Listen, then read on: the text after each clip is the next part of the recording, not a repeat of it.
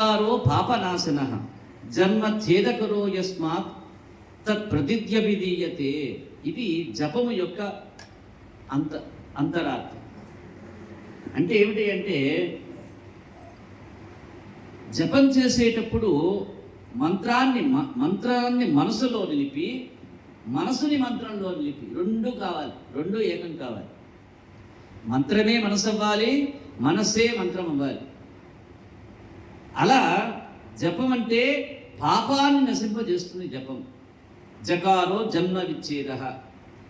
జన్మ విచ్ఛేదము అంటే, జన్మం అంటే ఏమిటి? ఒక పరంపర. చైన్ అంటే ఏమిటి? చిన్న రింగులు ఒకదానికి తగిలిస్తే చైన్ అవుతుంది. ఈ పరంపర కూడా అంతే, ఒకటి ఒకటి ఒకటి ఒకటి ఒకటి అలా పోతూ ఉంటుంది. అలాంటి ఆ యొక్క జన్మ పరంపరని విచ్ఛేదనం చేస్తుంది. ఏమిటది? జకారము. పకారో పాపనాశన అన్నాడు. అసలు ఈ పరంపర ఎలా తగులుకుంటుంది మనకి? పాపము యొక్క ఫలమే పరంపర. కాబట్టి జకారో జన్మ విచ్ఛేద, పకారో పాపనాశన అన్నాడు. జన్మచ్ఛేదకరో యస్మాత్ ప్రమిత్యభిధీయతే. ఈ యొక్క జపము ఆచరించినందుకు చేత యొక్క జన్మ నాశనము పొంది పాప పరిహారమై జన్మ నాశనం చెందుతుంది. జన్మనాశనం చెందితే ఏమొస్తుంది మనకి? మోక్ష సిద్ధి కలుగుతుంది. కాబట్టి ఆ యొక్క జపాన్ని మనం అపారంగా చేయగలగాలి. ఈ సందర్భంగా ప్రత్యేకించి చెప్పడం ఎందుకంటే, ఇది ఇప్పుడు అతి పవిత్రమైనటువంటి స్థలం. దేవాలయం అంటే అసలు పవిత్రమే. అందులో కృష్ణుడు, గోవు, వైభాంసుడు ఉన్నాడు, తులసి ఉన్నదంటే, శాలిగ్రాములు ఉన్నాయంటే, ఈ 5 ఉన్న చోట బృందావనం అని చెప్పాను. ఇంతకుముందే చెప్పుకున్నాం ఈ మాటని.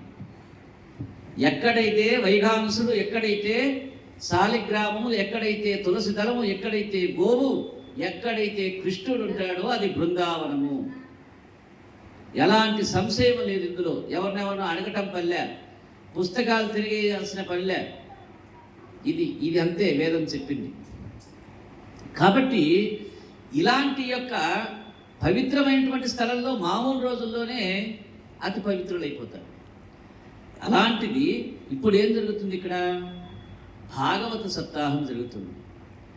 భాగవత సప్తాహం అంటే ఏముంటుంది? ఏమిటిది? వ్యాసపీఠం.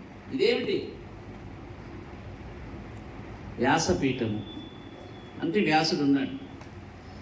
భాగవతం ఎవరు చెప్తారు? శుక మహర్షి చెప్తాడు. శుకుడు ఉన్నాడు ఇక్కడ.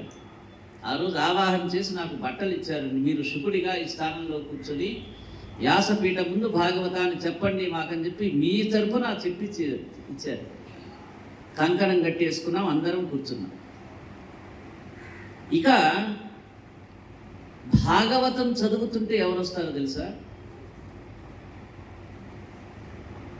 ఎవరు వస్తారు చెప్పండి?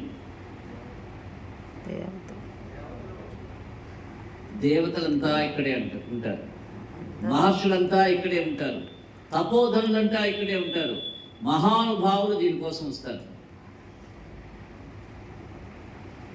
ఎవరైతే బ్రహ్మ జిజ్ఞాసతోటి ఉంటారో ఆ యొక్క బ్రహ్మ జిజ్ఞాస పరులు భాగవతం చదివే చోటికి వెళ్ళిపోతారు. వాళ్ళు ప్రత్యేకించి బొట్టు పెట్టి పిలవాల్సిన పల్లె. మరి అంతమంది ఇక్కడ ఉన్న పూట మనం చేసేటువంటి జపం పరిపూర్ణంగా ఫలిస్తుందా లేదా? అందుకని మీకు ప్రత్యేకించి ఖాళీ సమయంలో మామూలుగా కూర్చుంటే ఏదో మాటలు వచ్చేస్తాయి.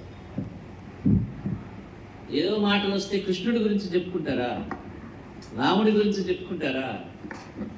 కాదు. కాబట్టి ఆ ఇచ్చిన జపాన్ని, మీరు తీసుకున్న మంత్రాన్ని పదే పదే పదే అగ్ని ఎదురుగా కూర్చొని జపించమని చెప్తున్నా. అది నేను చెప్పిన. అందుకని జపం గురించి చెప్పాల్సి వచ్చింది. ఇక అజామిలోపాఖ్యానము ఈ దగ్గరికి వచ్చేసరికి